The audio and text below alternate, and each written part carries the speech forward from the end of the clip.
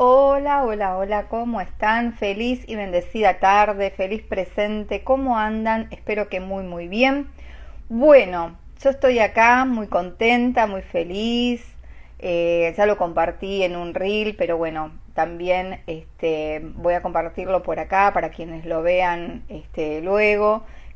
Hoy hice la firma del contrato con Editorial de Autores de Argentina para bueno publicar esta novela que surgió muy muy rápido y que bueno ya es un hecho para mí que en poquitos meses, no sé si 3 meses, 2 o 3 meses más o menos, 3 meses más o menos, ya va a estar bueno en físico. Ay, y bueno, seres bonitos, estoy relajando porque la verdad es que nunca jamás invertí tanto en mí. Lo tengo que decir, no importa por el tema de lo material, sino invertir en la confianza de que, bueno, de que eso que surgió a raíz de una historia, una amistad que bueno, Débora simplemente lo vio por otro lado y cómo a raíz del dolor pude transformarlo en una creación y esa creación es esa novela. Así que bueno, nada, estoy muy contenta, muy feliz y quería compartirlo con ustedes. Gracias a todos los que fueron dejando ahí sus mensajitos, sus buenos deseos, ya sea en el reel que publiqué, tanto por ahí como por privado, porque me han escrito muchos por privados y por WhatsApp también y eso, así que gracias, gracias, gracias.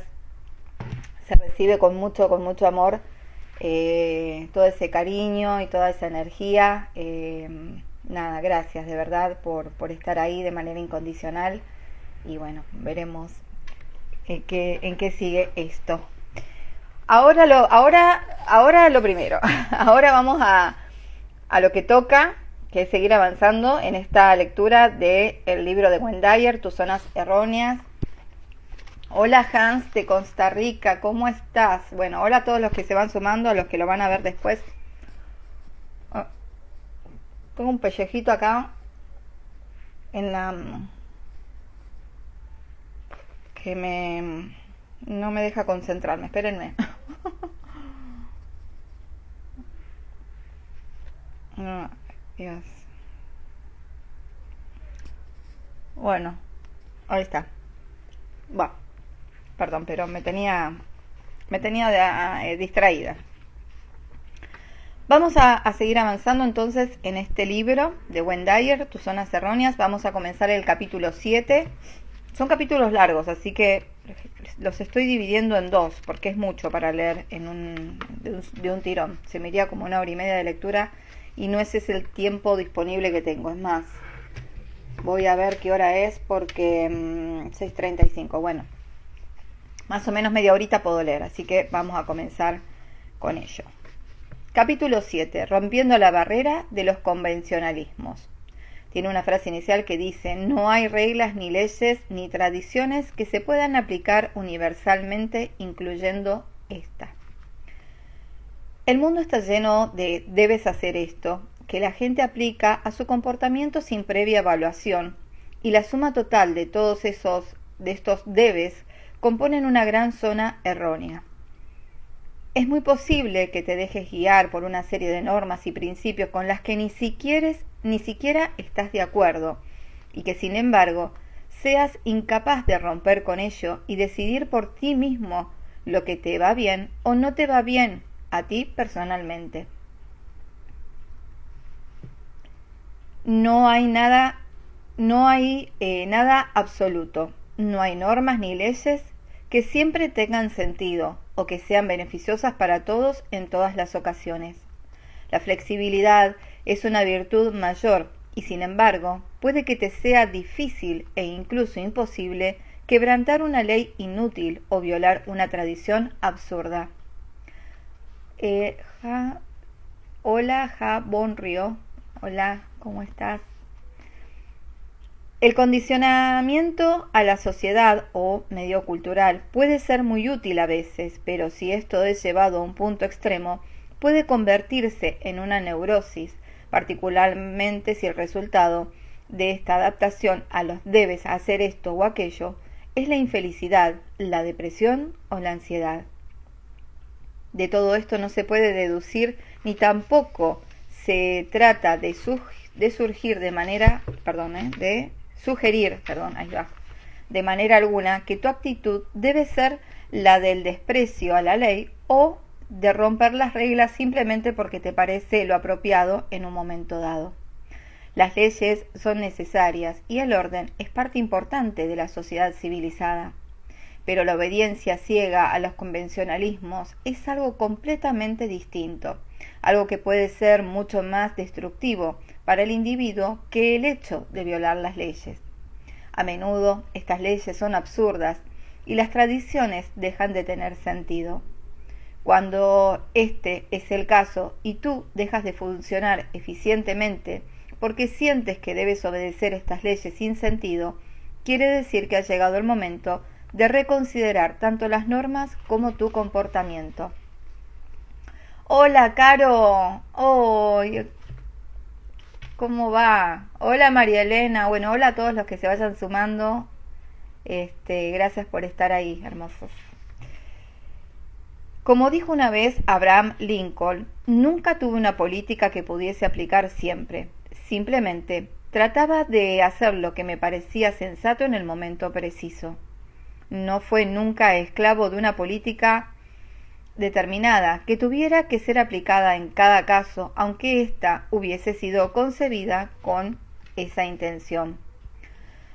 Un debe es malsano solo cuando se cruza por el camino de los comportamientos sanos y eficientes. Así, cuando descubras que estás haciendo cosas desagradables y que no son productivas debido a que algún debe, quiere decir que has renunciado a tu libertad de elección y estás permitiendo que te controle alguna fuerza exterior. Un examen más profundo y detallado de este control interno en comparación con el control externo de ti mismo será muy útil antes de seguir observando estos debes erróneos que pueden estropearte tu vida. Subtítulo: Locus de control internos frente a locus de control externo. Veamos de qué se trata esto. Se ha calculado que un buen 75% de la gente en nuestra cultura tiene una orientación de personalidad más externa que interna. Esto quiere decir que es muy probable que tú encajes en esta categoría con mayor frecuencia que en la otra. ¿Qué quiere decir ser externo en locus de control? En esencia, ser externo quiere decir que tú responsabilizas de tu estado emocional en tus momentos presentes a alguien o algo externo, o sea, algo que está fuera de ti. Si te preguntaran por qué te sientes mal y tú contestaras con respuesta como mis padres me han tratado mal, ella me ofendió, mis amigos no me quieren, no tengo suerte, o las cosas no van bien, ello significaría que estás dentro de esta categoría externa. Y por lo mismo, si te preguntaran por qué eres tan feliz y tú contestaras, mis amigos me tratan bien, mi suerte ha cambiado, nadie me está fastidiando, o ella se arriesgó por mí, querría decir que aún estás dentro de un marco de referencia externo, atribuyéndole la responsabilidad de lo que tú sientes a alguien o algo que está fuera de ti.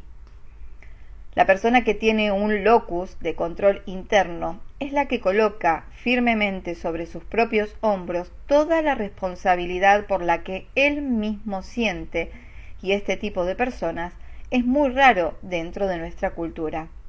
Al contestar ese tipo de preguntas, contesta con respuestas interiormente dirigidas como ser: lo que me digo a mí mismo es un error. Le doy demasiada importancia a lo que dicen los demás. Me preocupa lo que pueda decir la gente.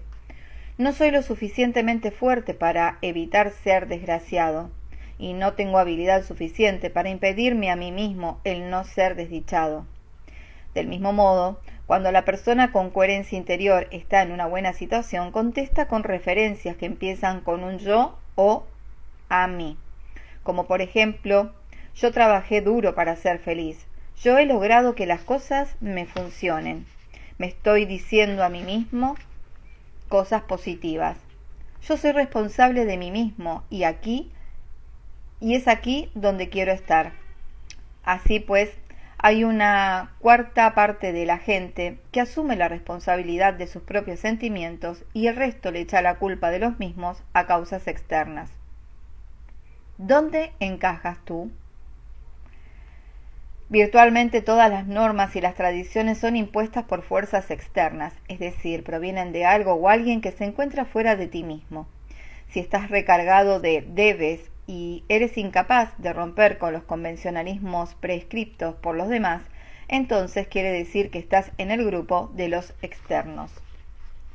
La actitud de un paciente que vino a verme hace poco es un excelente ejemplo de este tipo de pensamiento externamente dirigido. Lo llamaremos Bárbara. Su mayor problema era la obesidad, pero también tenía una cantidad de pequeñas carencias y conflictos. Cuando empezamos a hablar de su problema de exceso de peso, ella me dijo que siempre había sido demasiado gorda porque tenía un problema de metabolismo y porque su mamá le había obligado a comer cuando era pequeña. El cuadro de sobrealimentación continuaba en la actualidad, me dijo ella, porque su marido no se ocupaba de ella y sus niños eran muy desconsiderados. Ella lo había probado todo, dijo. Vigilantes de peso, píldoras, una serie de médicos especialistas en dietética, incluso la astrología. El tratamiento de psicoterapia conmigo sería su última tentativa. Si yo no lograra hacerla perder peso, me dijo, nadie lo lograría. Tal como Bárbara contaba su historia y analizaba su propio dilema, no me sorprendió que no pudiera perder aquellos kilos indeseables.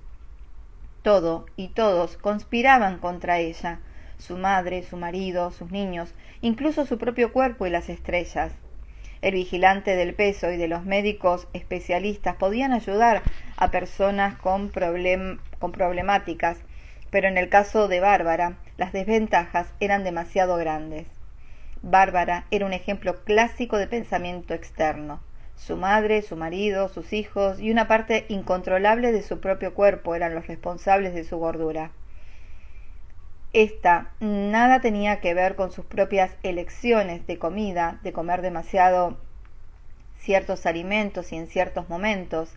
Además, sus tentativas para aliviar esta situación eran dirigidas hacia el exterior, así como también lo eran sus percepciones del problema en sí.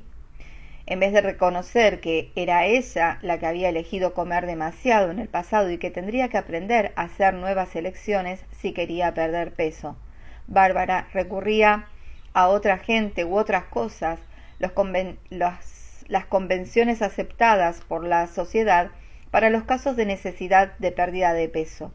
Cuando todos sus amigos optaron por ir a los vigilantes de peso, Bárbara fue también.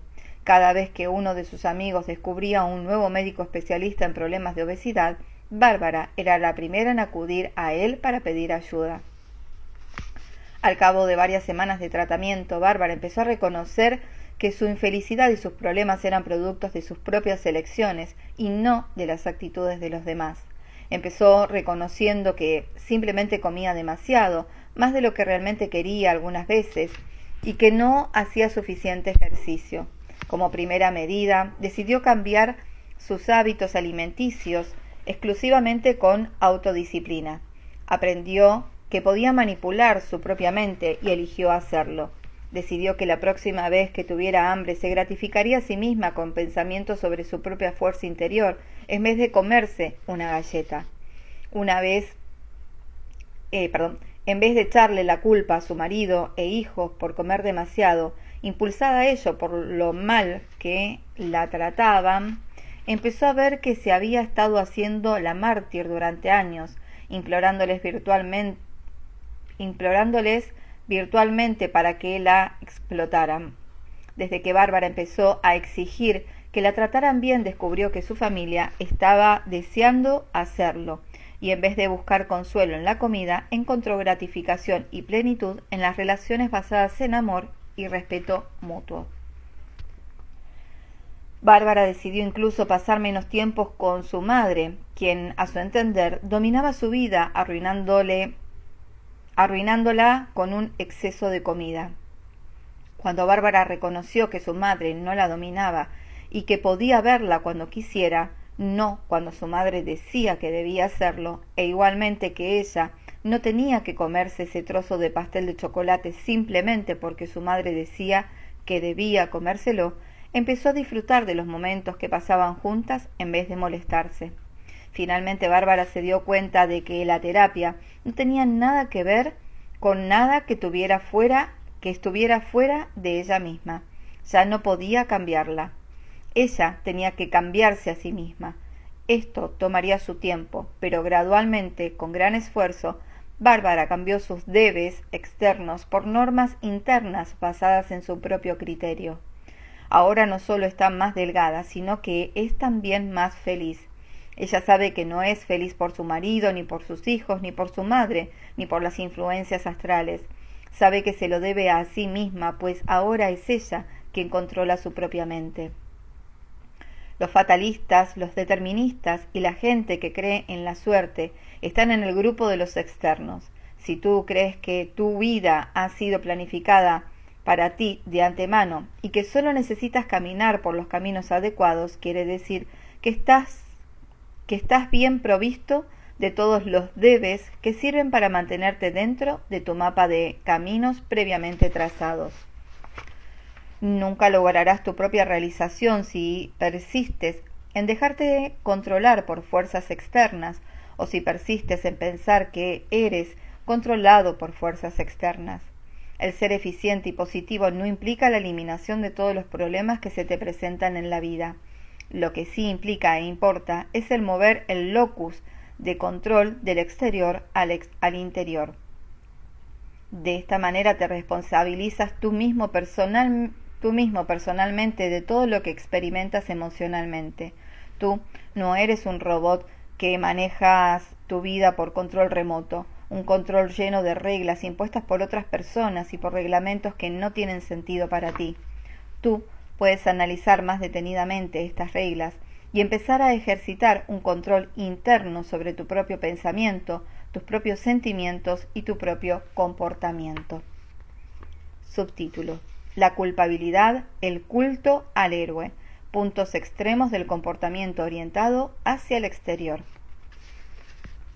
Echar la culpa a los demás es una artimaña muy práctica cuando no quieres asumir la responsabilidad de algo que pasa en tu propia vida. Es el refugio de la gente orientada hacia el exterior. Todo tipo de culpabilización es una pérdida de tiempo. Por más fallas que tenga el otro y por más culpa que tenga de lo que a ti te sucede, tú mismo no cambiarás. Lo único que hace la culpabilización es alejar la atención de ti cuando buscas razones externas para explicar tu infelicidad o tu frustración. Pero la culpa en sí misma es una necedad, e incluso si algún efecto puede tener la culpabilización, no será sobre ti. Puedes lograr que la otra persona se sienta culpable por algo al echarle la culpa de ello, pero no lograrás cambiar lo que hay en ti que te está haciendo infeliz. Puedes lograr no pensar en ello, pero no lograrás cambiarlo. La tendencia a situar en las demás los propios problemas puede conducir al extremo opuesto cuando sale a la superficie, como el culto al héroe, o sea, una exagerada admiración por otra persona. En este caso, te puedes encontrar mirando a los demás para determinar tus propios valores. Si fulanito de tal lo hace, pues yo también debo hacerlo. El culto al héroe es una forma de autorrepudio. Hace que los otros sean más importantes que tú y condiciona tu realización a algo exterior a ti. Si bien no hay nada autofrustrante en apreciar y admirar a los demás y sus logros y talentos, esta actitud se puede convertir en una zona errónea cuando tú modelas tu comportamiento en el patrón de los demás. Tus héroes son seres humanos. Todos son seres humanos. Cada día hacen las mismas cosas que tú. Les pica donde a ti te pica, por la mañana tienen el mal aliento igual que tú. El único héroe bueno es un bocadillo de jamón y queso o posiblemente unas berenjenas a la parmesana. Con los demás malgastas tus esfuerzos. Ninguno de los grandes héroes de tu vida te han enseñado nada y no son mejores que tú en nada. Políticos, actores, atletas, estrellas de rock, el jefe, el terapeuta, el profesor, tu cónyuge o cualquier otro son simplemente muy capaces en lo que hacen, nada más. Y si tú los conviertes en héroes y los encumbras a posiciones que están por encima tuyo, es porque estás dentro de la bolsa externa de lo que les atribuye a los demás la responsabilidad de las cosas buenas que les pasan y sienten.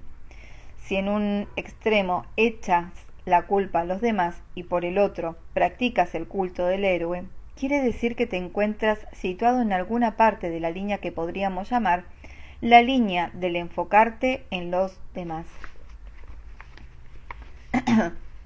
Culpar. Te estás portando como un tonto si buscas fuera de ti mismo la explicación de cómo te debes sentir o qué cosas debes hacer. Darte el crédito de lo que haces y asumir su responsabilidad representa dar el primer paso para eliminar esta zona errónea. Sé tú mismo, tu propio héroe.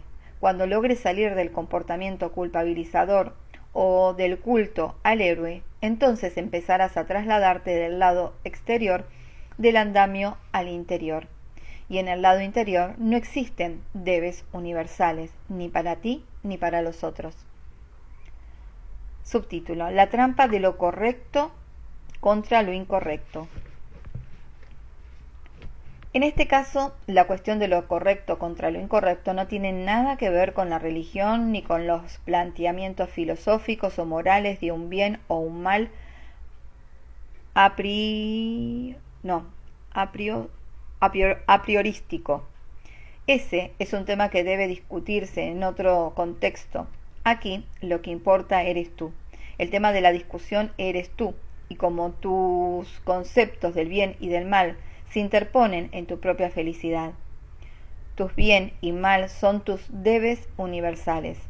Quizás has adoptado posturas no sanas, como por ejemplo, que lo correcto incluye lo bueno y lo justo, mientras que lo incorrecto es malo e injusto.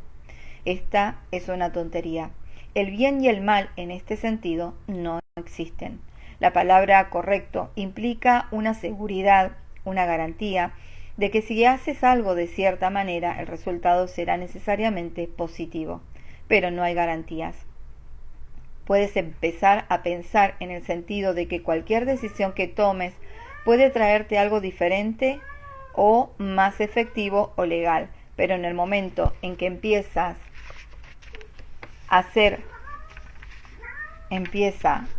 una cuestión de bien contra mal, caes en la trampa de yo siempre tengo que hacerlo bien o tener razón, y cuando no me va bien las cosas o no me van bien con la gente, me deprimo y soy infeliz. Quizá parte de tu necesidad de encontrar la respuesta apropiada tenga que ver con la búsqueda de la seguridad que tratamos en el capítulo sobre el miedo a lo desconocido. Esta puede ser una parte de tu tendencia general a dicotomizar o dividir el mundo ordenadamente en extremos como blanco, negro, sí, no, malo, bueno y bien y mal.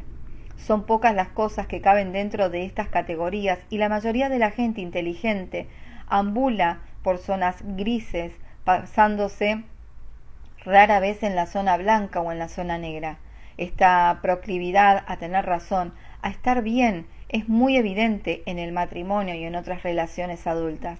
Las discusiones se convierten casi inevitablemente en competiciones que dan como resultado que uno de los involucrados tenga la razón y sea el correcto, y que el otro esté equivocado y sea incorrecto.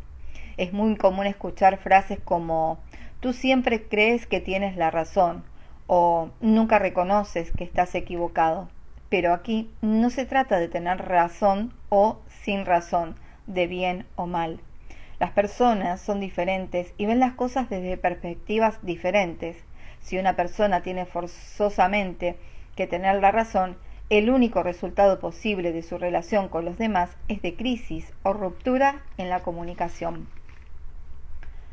La única manera de salirse de esta trampa es dejar de pensar de esa manera errónea de bien contra mal, que, como le expliqué a Clifford, que discutía a diario sobre todos los temas posibles con su mujer, en vez de tratar de convencer a tu mujer de lo equivocada que está, ¿por qué no conversas simplemente sobre temas que no impliquen debes de parte de ella o que esté de acuerdo contigo desde tu punto de vista?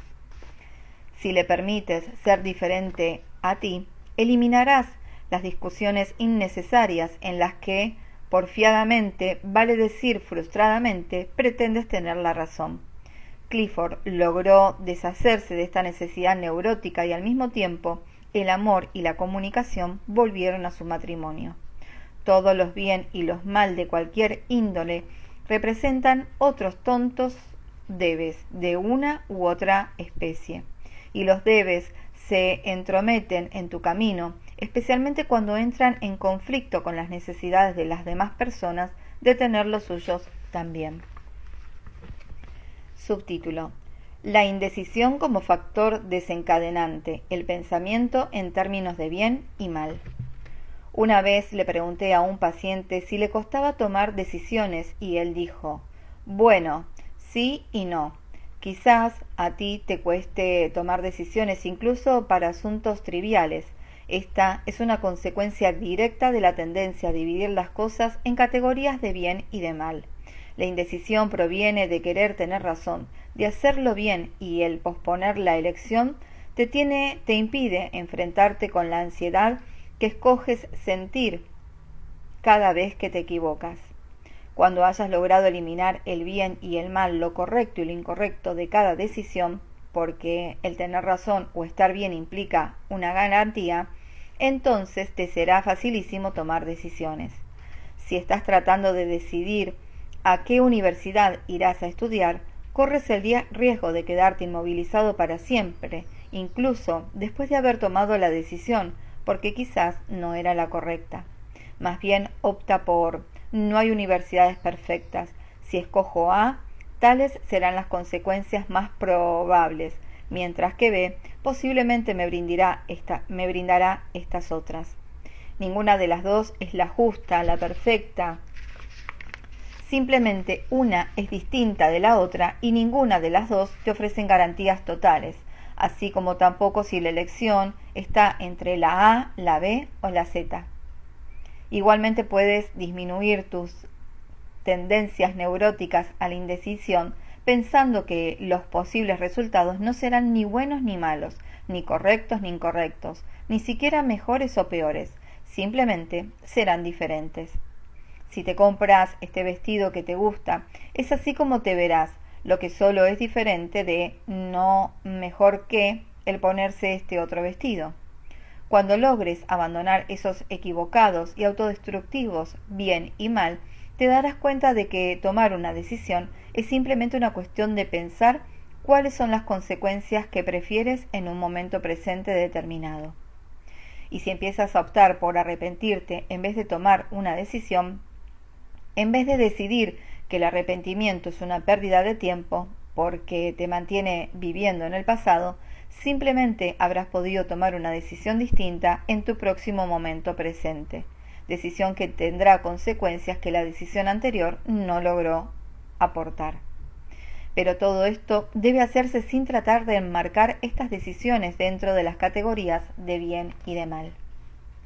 Nada es más importante que cualquier otra cosa. El niño que en la playa recoge conchas de mar para su colección no hace nada ni mejor ni peor que lo que hace el presidente de General Motors cuando toma una decisión importante para la marcha de la compañía. Son cosas diferentes y nada más. Tal vez creas que las ideas equivocadas son malas y que no se deben expresar, mientras que se deben apoyar y alentar las ideas que se consideran buenas o correctas. Tal vez con tus amigos, con tu cónyuge o con tus niños digas: Si algo no se expresa correctamente o no se hace bien, no vale la pena expresarlo o hacerlo. Pero es aquí donde acecha el peligro. Esta actitud autoritaria puede conducir a la formación de un Estado totalitario cuando alcanza proporciones nacionales e internacionales. ¿Quién decide lo que está bien? Esta es la pregunta que nunca se puede contestar satisfactoriamente. La ley no decide si algo está mal, solo si es legal. Hace más de un siglo, John Stuart Mill, en Sobre la libertad, declaró: nunca podemos estar seguros de que la opinión que tratamos de acallar sea una opinión falsa, y si estuviéramos seguros, también sería incorrecto acallarla.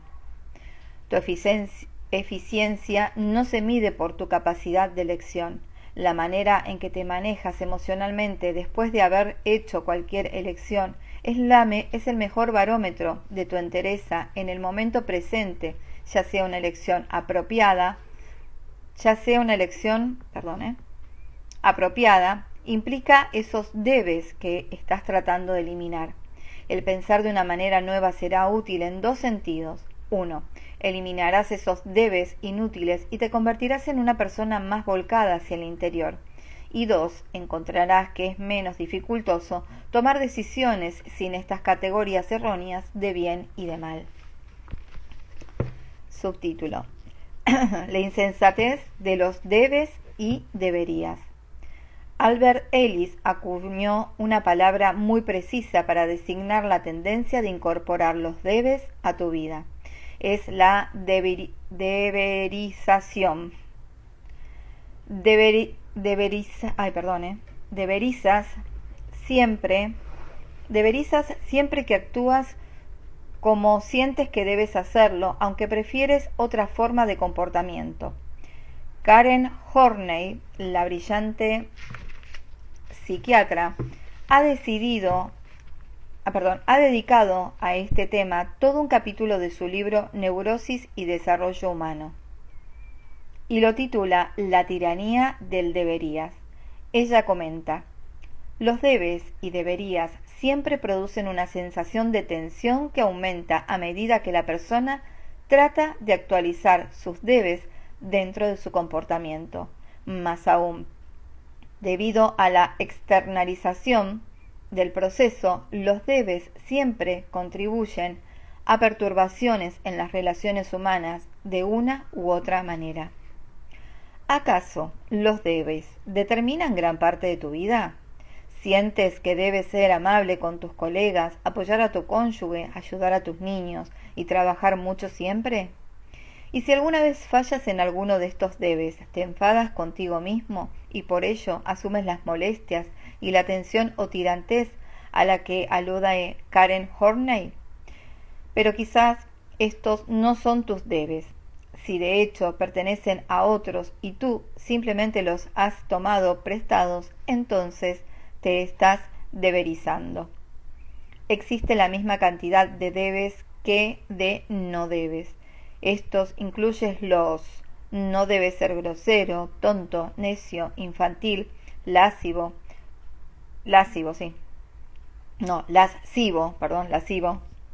sombrío, agresivo, malhumorado y muchos más. Pero no tienes que deberizarte, nunca, jamás. No pasa nada si no guardas la compostura o no te entiendes. Te es permitido no tener dignidad si así lo escoges. Nadie te está llevando la cuenta, ni nadie te va a castigar por no ser algo que otra persona dijo que debería ser. Por lo demás, nunca puedes ser nada que no quieras ser todo el tiempo. Simplemente no es posible.